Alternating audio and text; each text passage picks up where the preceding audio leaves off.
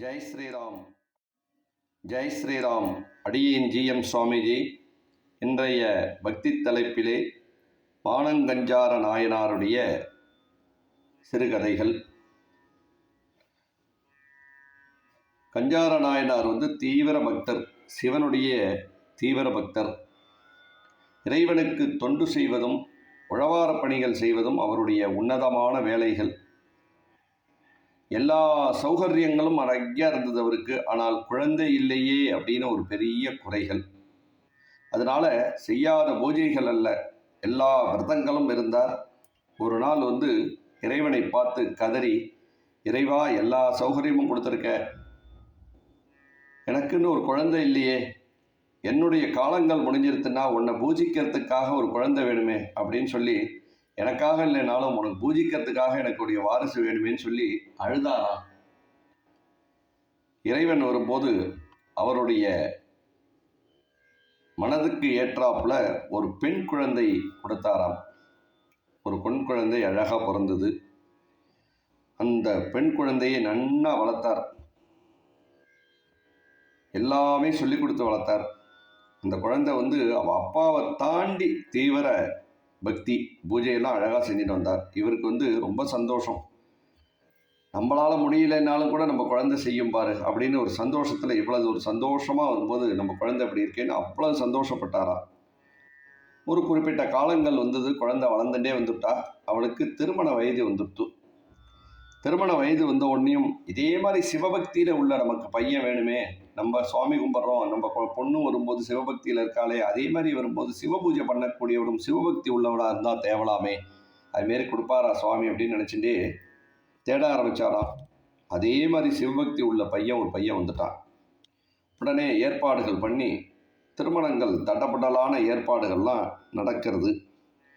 திருமணங்கள்லாம் நடக்கிறதுக்கான ஏற்பாடுகள்னு முதல் நாள் எல்லா வேலைகளும் செஞ்சு நடந்துட்டுருக்கு.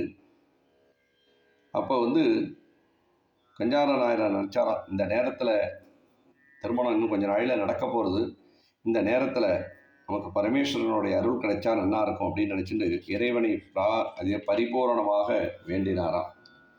வேண்டின இவருடைய அடுத்த க்ஷணம் அந்த இடத்துக்கு சிவ வேடம் பூட்டுண்டு நெத்தியில் நிறைய திருநீர், உச்சி குடுமி, காதல குண்டலம், பூணல், பஞ்சமுத்திரை இதெல்லாம் படிச்சுட்டு ஒரு தெய்வீக கலையோடு வரும்போது பரமேஸ்வரர் கிட்டக்கு அங்கே இறங்கினாராம். இறங்கின உடனேயுமே அவளை பார்த்த ஒன்றும் கஞ்சார நாயனாருக்கு கையெடுத்து கும்பிட்றதை தவிர வேறு எதுவுமே தோணலை. உடனே அவருக்கு நமஸ்காரம் பண்ணிட்டு அப்போ கேட்டாராம், நம்ம வீட்டில் என்ன விசேஷம் அப்படின்னாராம். என்னுடைய பொண்ணுக்கு கல்யாணம் நடக்கிறது அப்படின்னாராம். ரொம்ப சந்தோஷம், மங்களம் உண்டாகட்டும், நன்னா இருப்பேன் அப்படின்னு சொல்லிட்டு அவர் ஆசீர்வாதம் பண்ண உடனேயுமே, என்னோடய மகளையும் அழிச்சின்னு வரேன், அவளுக்கும் அவங்க ஆசீர்வாதம் பண்ணெல்லாம் எனக்கு சந்தோஷமாக இருக்கும் அப்படின்னு சொன்னாராம். உடனே கூப்பிடு அப்படின்னு சொன்ன ஒன்றும் அந்த பொண்ணு வரும்போது அவள் தான் சிவபக்தியாச்சே, அவள் நமஸ்காரம் பண்ணுறாளாம் இந்த சிவபெருமானுக்கு. அதாவது மாறு வேடம் போட்ட சிவபெருமானுக்கு நமஸ்காரம் பண்ண ஒன்றும் நல்லா கூந்தல், பெரிய கூந்தல், முடி நிறையா இருக்குது. அவர் நமஸ்காரம் அப்படி பண்ணுறப்ப அந்த கூந்தல் அவர் காலில் பட்டிருந்தான். காலில் பட்ட உடனேயுமே இவர் தான் லீலை பண்ணிட்டு இருக்காரே பரமேஸ்வரன் நினைச்சாரா, நினைக்கிறதோடு இல்லாமல் கேட்டினாலா, இந்த கூந்தல் வரும்போது எனக்கு பஞ்சவடிக்கு ஆகும் அப்படின்னு சொன்னாராம். பஞ்சவடினா பூணலுக்கு ஆகும்ட்டு. அடுத்த க்ஷணம் கஞ்சார நாயனார் என்ன செய்யறான், அருவாளை வச்சு அந்த முடி அப்படியே அறுத்துட்டாராம். அறுத்து கையில் கொடுத்தாராம். கையில் கொடுத்த அடுத்த க்ஷணம் பரமேஸ்வரர் வரும்போது காட்சி கொடுத்தாராம். அப்பா, உன்னை சோதிக்கிறதுக்காக இதுமாரி நான் வந்தேன். உன்னோட பொண்ணுடைய பக்தியும் உன்னுடைய பக்தியும் பார்த்து ரொம்ப சந்தோஷப்பட்டேன். நீ ரொம்ப நீடூடி வாழணும் அப்படின்னு சொல்லிட்டு அவளோட முடியும் கொடுத்தாராம்.